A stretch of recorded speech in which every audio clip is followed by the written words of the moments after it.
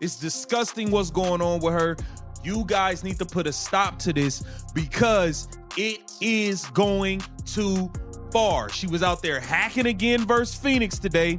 And not only was she out there hacking and doing all of that stuff, let's look at her trying to interrupt the Phoenix Mercury's huddle and start a fight with Satou Sabally and Mercury players. Let's look at this nonsense. You guys need to put a stop to this.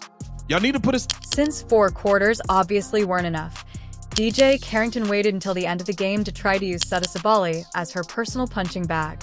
Kathy Angelbert is also out here acting like she's running a yoga retreat rather than a professional league. Someone please get this woman a fire extinguisher and a whistle. Get your popcorn ready, because this isn't just a WNBA rivalry.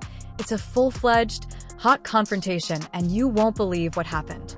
It's insane in the greatest way possible. Some serious drama going down here after this ball game ended. Well, I'm surprised security... Now you see her go approach her? You see her go approach her? You see her go approach her from behind? And that look, her teammates are having to pull her back and all of that. Bruh, you lost. Y'all got smacked. Y'all have won one game. Take your sorry asses to the locker room.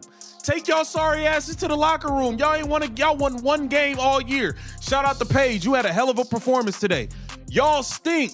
Don't interrupt the other team huddle. Take y'all trash team to the locker room, bro. Let's take a moment to discuss Dijonai Carrington, since we've reached a new level of carefree chaos. This woman isn't just scuffing her elbows in the paint. She's performing full karate chops during the broadcast as if she trained at the Shaolin Temple. If you blink too quickly, you might miss it.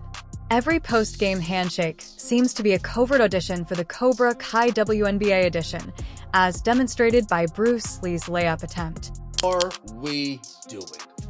Seriously, what are we doing this season? What happened to you in the off-season? Who hurt you, Dijonai?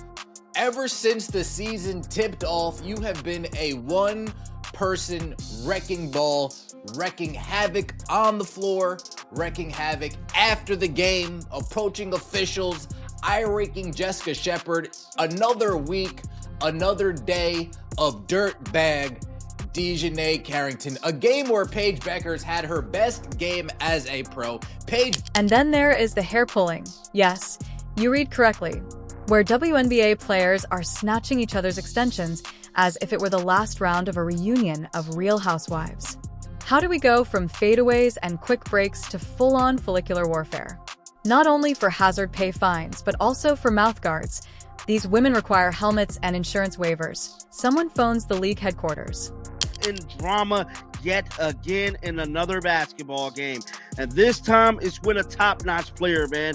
Her and Satou Sabally had a powerful exchange after this game, and you already know Phoenix put the beast on Dallas. Dallas, one of the worst teams in the league. This should come as no surprise, bro. But one thing I can tell you is Dijonai Carrington behavior is starting to look a little spooky, bro. At this point, bro, something has to be done. The actual kicker is right here. This isn't mayhem without planning. Dijonai Carrington is a discriminating bully who doesn't throw down with just anybody. She chooses her victims as if she's creating her fantasy fight club. She only invites people she knows she can steamroll. See how quickly you get folded like a beach chair if you try to pull that bullshit on someone like Brittany Gurrier or A.A. Wilson. But DJ, she is the kid who slaps your lunch tray off the table, but only if she is certain you won't retaliate. This is classic bullying behavior, bravado with a safety net, and you know what that stings the most. She knows exactly what she's doing, and it isn't passion at the moment. She is out here squaring up with rookies and anyone under 6 feet like it's an afternoon hobby, giving playground energy.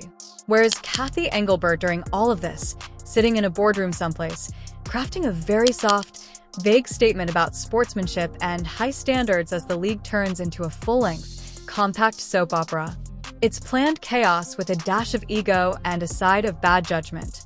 Kathy, you need a referee crew with riot shields instead of a public relations staff, because what's taking place on that court is borderline battery rather than passion.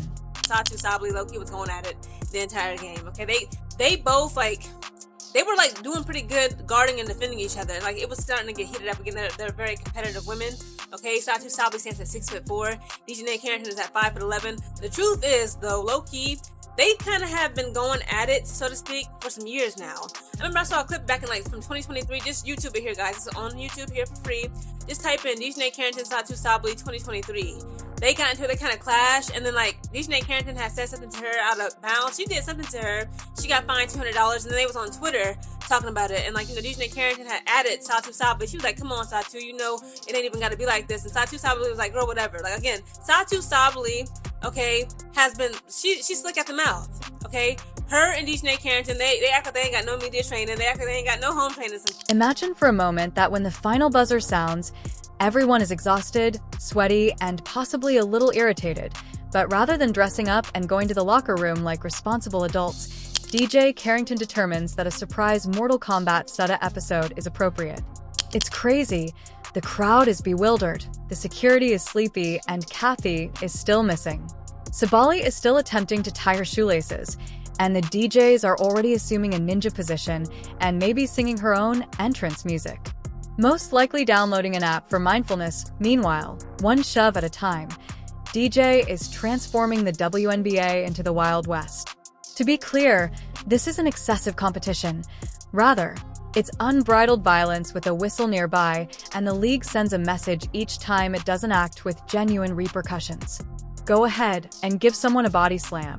We'll just locate you $250 and send you a suite. Be better, tweet if you're having a rough shooting night. Where are the suspensions? The responsibility no one is hitting stop while the leadership DJ Carrington plays a whole combat card in slow motion. She is causing chaos while the league's chief executive is away. She is the Tasmanian devil in braids, rearranging spreadsheets with color coding. Out of here, bro. Get her out of here, man. Get her out of here. Why is she even up there? Get her out of here. Dijonai Carrington, you have done enough. WNBA, are you going to step in? You remember the last time I said, since the refs won't handle her doing all these flagrants, somebody gonna have to step up and fight. Now we're after the game and she's approaching someone to fight. She's approaching someone hostile. You're like, you too hostile. You just got popped. Y'all have lost 10 games. You have won 1 game. Get your ass to the locker room. Kathy Angelbert's got all the authority of a substitute teacher in a classroom full of feral middle schoolers. Everyone's just doing what they want while she helplessly writes names on a clipboard no one's ever going to read.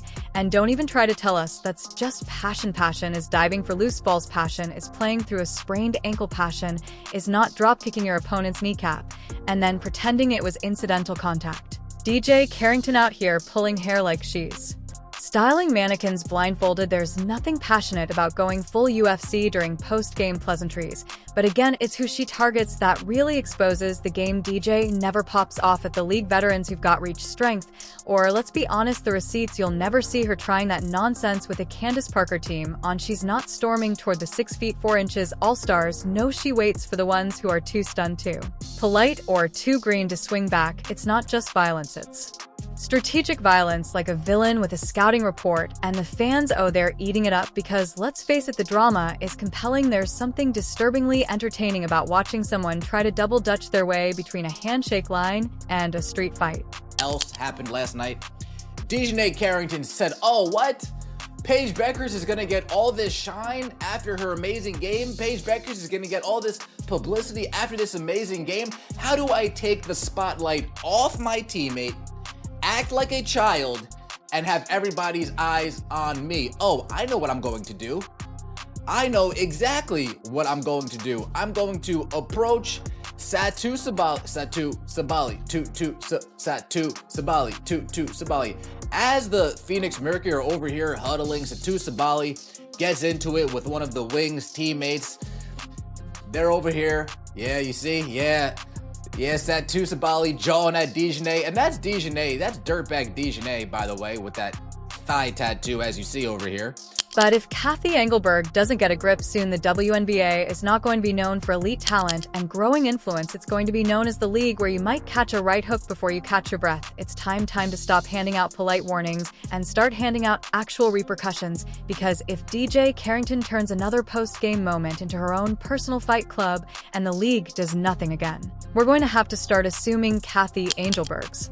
Running this thing from an underwater bunker with no Wi-Fi punishment isn't optional anymore. It's survival. The WNBA can't afford to become a parody of itself, where every tense matchup ends with someone on the floor and someone else going viral for all the wrong reason. DJ, she can't keep walking away like she's the main character in a telenovela, storming off dramatically after setting the building on fire. We need order, we need leadership, and most of all, we need Kathy to wake up and start acting like the commissioner of a professional sports league and not the director of a chaotic summer camp, because the only thing more ridiculous than DJ Carrington's antics is that no one's stopping her. And what's even more baffling in this bizarre WNBA drama, DJ Carrington was not even confronted by Skylar Diggins-Smith. How did security let that go on for so long? How does WNBA security not usher them off of the floor? How are y'all allowing them to stay on the floor that long when you see it's becoming hostile? Especially with her reputation. Y'all supposed to get them off the floor. Get them off the floor. You don't see the other team. When Minnesota plays at home, right? When Minnesota plays at home and after the game, they do their dance, step thing, whatever it is they do. You don't see the other team out there. No, the other team beat it. They just smacked y'all. Skate, get out of here, skedaddles, have a safe flight home. You don't see the other team out there when the minutes, like, come on, y'all lost. Y'all been losing. WNBA, y'all. The same Skylar who never misses an opportunity to show off her attitude, whose highlight reels have their own soundtrack of sass and smirks. But when DJ started spinning up her Tasmanian tornado routine, Skylar looked the other way as if she simply remembered she left her curling iron on. Where was all that alpha energy when the league needed someone to pump the brakes on this chaos? The veterans hung around like background dancers in her evil origin story as the DJ went full Mortal Kombat once more. Since these women are determined to ruin their own league one foul-mouthed elbow-throwing moment at a time, it seems like nobody wants to be the adult in the room, and now there is a chain reaction of unbridled aggression that is transforming WNBA games into gladiatorial arenas with sporadic free throws.